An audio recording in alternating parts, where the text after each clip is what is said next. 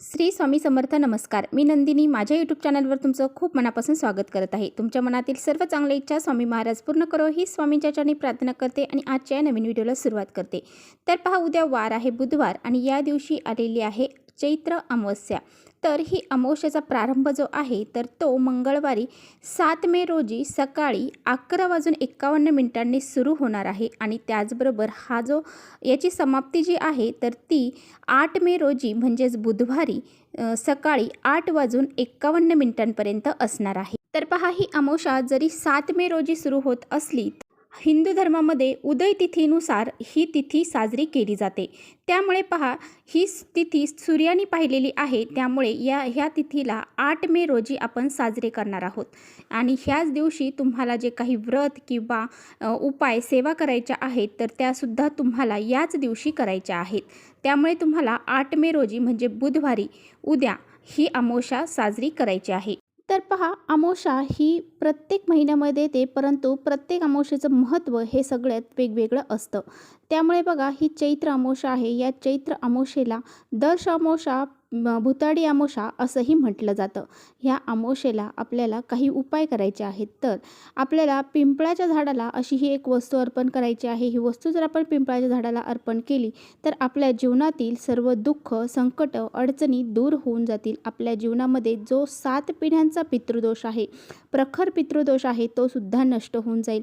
तर असा हा अत्यंत प्रभावशाली उपाय कसा करायचा आहे याबद्दल सविस्तर आपण आजच्या व्हिडिओमध्ये जाणून घेणार आहोत. त्यामुळे व्हिडिओ कुठेही स्किप न करता शेवटपर्यंत नक्की बघा, जेणेकरून तुमच्यापर्यंत योग्य ती माहिती पोहोचेल. आपल्या चॅनलवर जर नवीन असाल तर चॅनलला लगेच सबस्क्राईब करा आणि असेच माहितीपूर्ण व्हिडिओ पाहण्यासाठी बेल आयकॉनलाही प्रेस करा, म्हणजे मी जेव्हा नवीन व्हिडिओ अपलोड करेन त्याचं नोटिफिकेशन सर्वात अगोदर तुम्हाला भेटेल आणि तुम्ही एकही व्हिडिओ मिस करणार नाही. आणि त्याचबरोबर कमेंट्समध्ये श्री स्वामी समर्थ लिहायला अजिबात विसरू नका. तर पहा, अमावस्येच्या दिवशी पिंपळाच्या झाडाला अतिशय विशेष असं महत्त्व दिलं जातं. तर आपल्याला पिंपळाच्या झाडाची पूजा अर्चा करायची आहे. या पिंपळाच्या झाडामध्ये माता लक्ष्मीचा वास असतो. त्याचबरोबर या अमावस्येच्या दिवशी आपल्या पितरांचा देखील यामध्ये वास असतो आणि अमावस्येला आपण आपल्या माता लक्ष्मीची आणि पितरांची पूजा अर्चा करत असतो. हा दिवस त्यांना समर्पित असतो आणि म्हणूनच आपल्याला पितरांना तृप्त करण्यासाठी, पितरांचा कृपा आशीर्वाद आपल्याला प्राप्त करून घेण्यासाठी आणि त्याचबरोबर माता लक्ष्मीला देखील प्रसन्न करून घेण्यासाठी आपल्याला हा एक उपाय करायचा आहे. आता बघा, हा उपाय आपल्याला का करायचा आहे तर हा उपाय आपल्याला लक्ष्मी प्राप्तीसाठी करायचा आहे.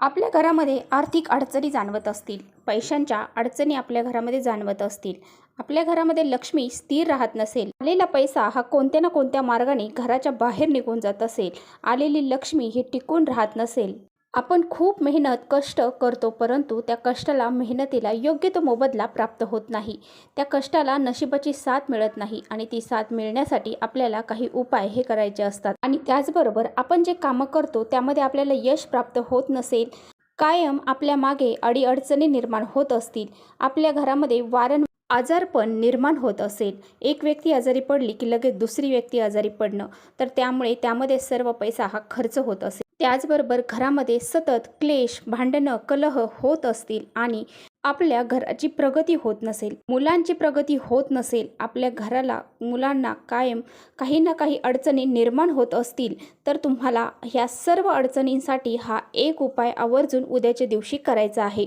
या सर्व अडचणी आपल्या घराला जर पितृदोष लागलेला असेल तर आपल्याला निर्माण होतात. जर आपल्या घराला प्रखर पितृदोष लागलेला असेल तर अशा काही अडचणी आपल्या घरामध्ये निर्माण होत. तर अशा अडचणी आपल्याला दूर करण्यासाठी हा उपाय जो आहे तर तो आपल्याला उद्या करायचा. तर पहा, उद्या सकाळी तुम्हाला लवकर उठायचं आहे, अंघोळ करायची आहे. अंघोळीच्या पाण्यामध्ये काही विशेष वस्तू आपल्याला टाकायच्या आहेत. तो व्हिडिओ जर तुम्ही चॅनलवर जाऊन पाहिला नसेल तो चॅनलला जाऊन तो व्हिडिओ नक्की पहा आणि त्यानुसारच अंघोळीच्या पाण्यामध्ये त्या वस्तू टाकून अंघोळ करा.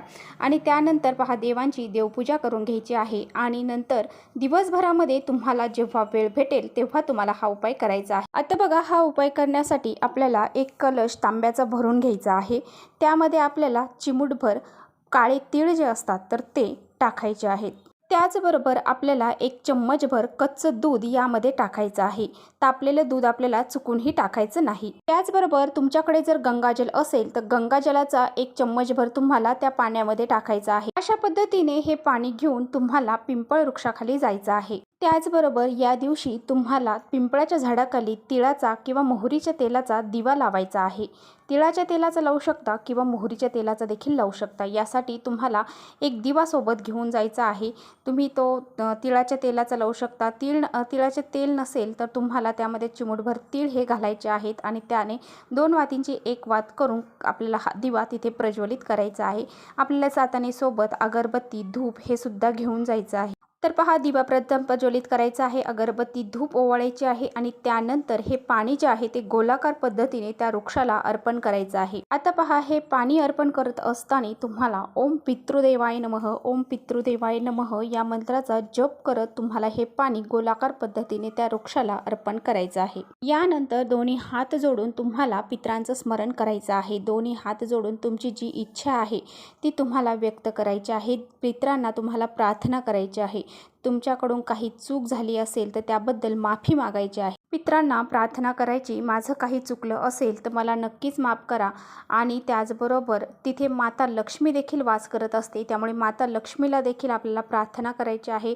माझ्या घरातील गरिबी, दारिद्र्य हे दूर होऊ दे, माझ्या घरामध्ये लक्ष्मी ही अखंड स्वरूपात नांदू दे. अशा पद्धतीने तुम्हाला हे जे जल आहे तर ते अर्पण करायचं आहे. अर्पण करत असताना ओम नमो भगवते वासुदेवाय नमः या मंत्राचा देखील तुम्ही जप करायचा आहे. 11 प्रदक्षिणा तुम्हाला त्या वृक्षाला घालायच्या आहेत. आता बघा, सकाळी तुम्ही दिवा जर घेऊन जाणं तुम्हाला शक्य नाही झालं तर तुम्ही हा दिवा संध्याकाळी त्या झाडाखाली लावू शकता. तर बघा, हा सकाळी जर तुम्ही दिवा नेऊ शकला नाही तर तुम्ही संध्याकाळी पिंपळाच्या झाडाखाली असा हा एक तिळाचा दिवा लावून येऊ शकता आणि तिथे परत एकदा प्रार्थनाही करू शकता. तर बघा, तुम्ही जेव्हा पण दिवा लावता त्यावेळेस त्या दिव्याखाली तुम्ही उपाय करत आहात.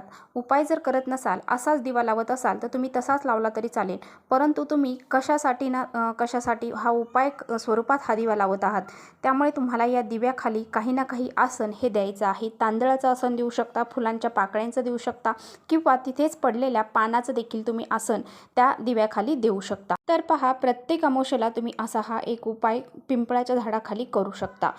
आणि पहा, आपला हा उपाय केल्याने तुमच्या जीवनामध्ये कितीही प्रखर पितृदोष असू द्या, तो नक्कीच दूर होऊन जाईल. तुमच्या जीवनातील सर्व दुःख, अडचणी, संकट हे समाप्त होत आणि त्याचबरोबर तुमच्या जीवनामध्ये जे दुःख, अडचणी, संकट आहेत ते दूर होऊन जातात. माता लक्ष्मी तुमच्यावरती प्रसन्न होते आणि घरामधली दारिद्र्य आणि गरिबी ही सुद्धा दूर होऊन जाते. तर चला, तुम्हाला व्हिडिओ आवडला असेल तर नक्की लाईक करा. चॅनलवर नवीन असाल तर चॅनलला सबस्क्राईब करा. परत भेटूया अशाच छानशा व्हिडिओसोबत. तोपर्यंत श्री स्वामी समर्थ.